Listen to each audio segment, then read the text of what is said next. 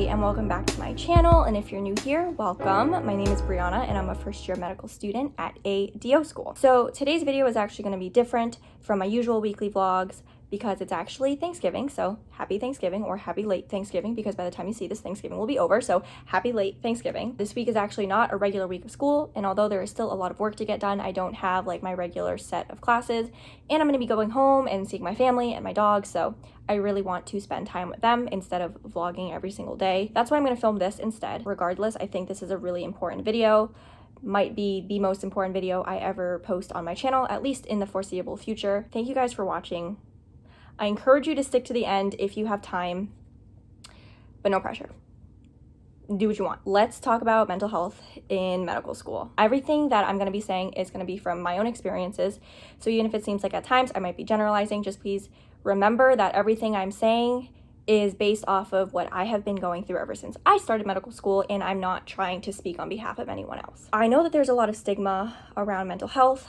It's a taboo conversation to have, especially if you're from a family who thinks that suffering from mental health is some form of you just being ungrateful and spoiled. And I know that sounds super harsh, but I am really not here to sugarcoat things. I am not trying to beat around the bush. I'm just trying to tell you how it is. Ever since I started medical school, my mental health has been trash. For lack of better words, it's been trash. And I am not quite sure how to explain just how bad it's been, but hopefully the story that I'm about to tell you will help to put things into perspective for you. Obviously, I can't go over every single detail of everything that's happened to contribute to this exact moment, but hopefully just giving you the big idea will help you to understand why this even happened in the first place. If you watched my video from last week, then you would know that I was kind of like burnt out. I was feeling really sad, really down, and not myself. I was really tired, and I cried in my video last week, which is not a shocker. I've cried in other videos before.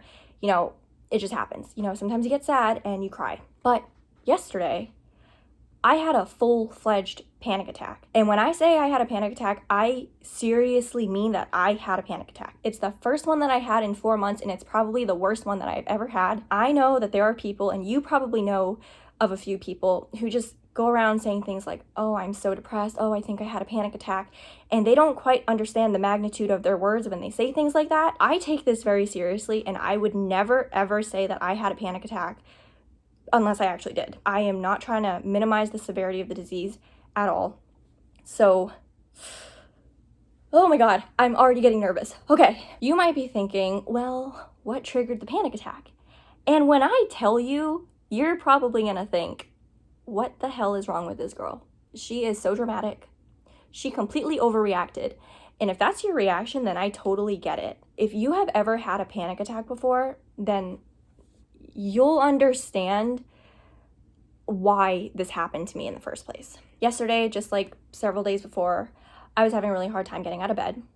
I would wake up and just lay there for hours because trying to pull myself out of bed was like consuming all of my energy. I didn't get out of bed until 1. It took like all of my energy just to brush my teeth and change my clothes.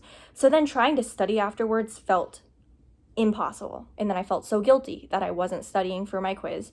So I thought to myself, maybe if I just type up a little document, print it out, and have the document in front of me, it'll convince me to study or something. So I'm like, okay, I upload the document to my account, and then I walk to the library to print it out. I walk to the library, it's like 30 degrees out, okay? So it's freaking cold. I walk to the library, I literally get to the front entrance, stick my hands in my pockets, and realize I didn't bring my ID. And in my school, if you don't have your ID, you can't swipe it at the printer, and therefore you cannot print. So initially, I kind of reacted like any normal person would.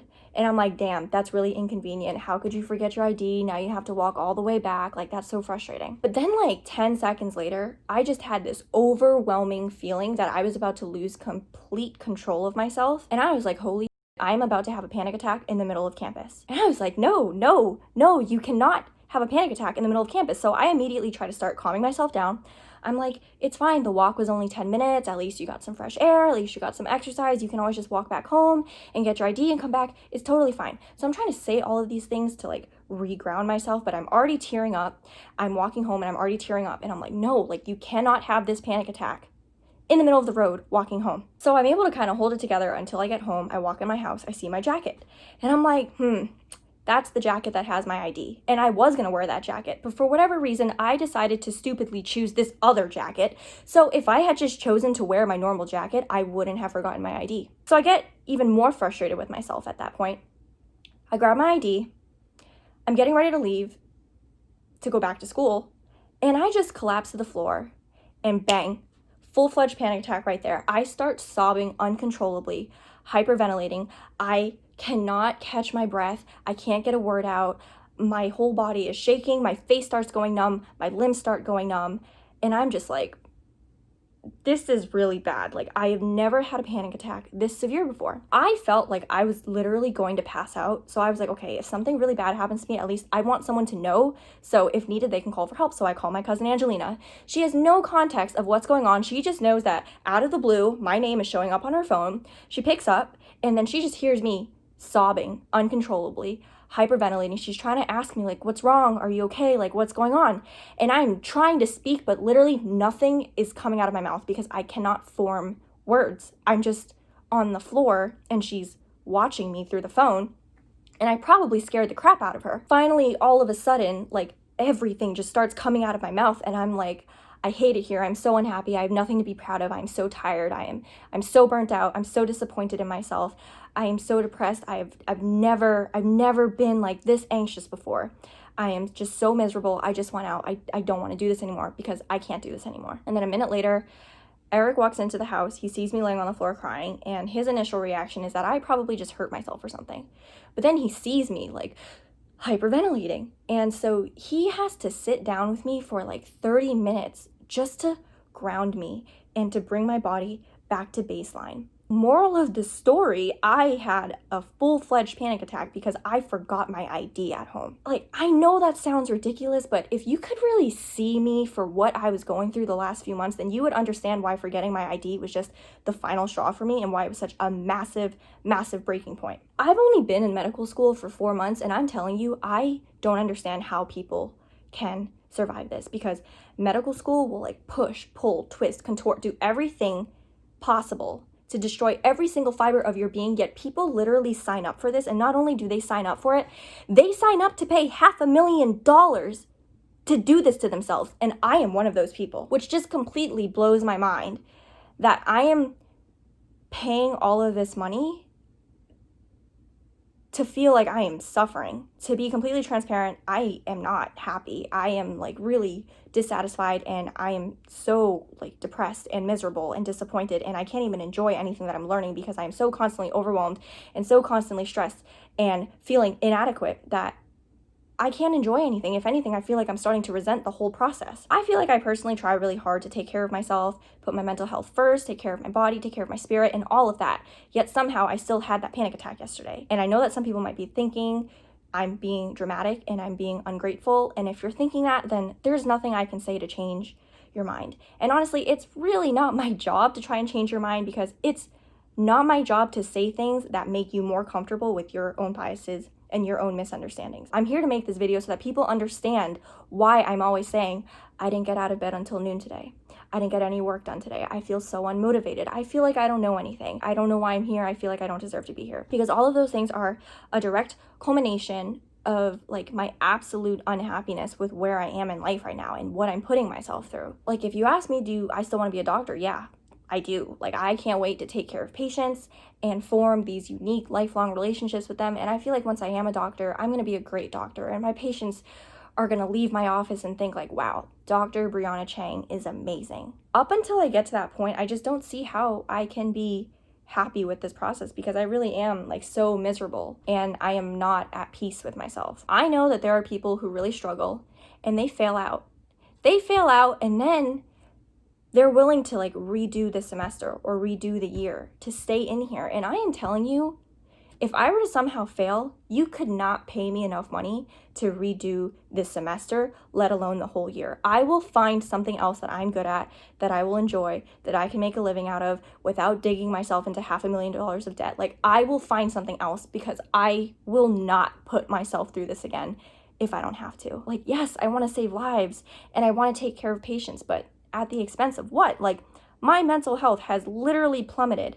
And if I can't take care of myself and I can't hold it together, then I would be selfishly and recklessly endangering the lives of patients because I don't even have it together myself. I don't know, guys. I still really want to be a doctor, but like, oh, this stuff is,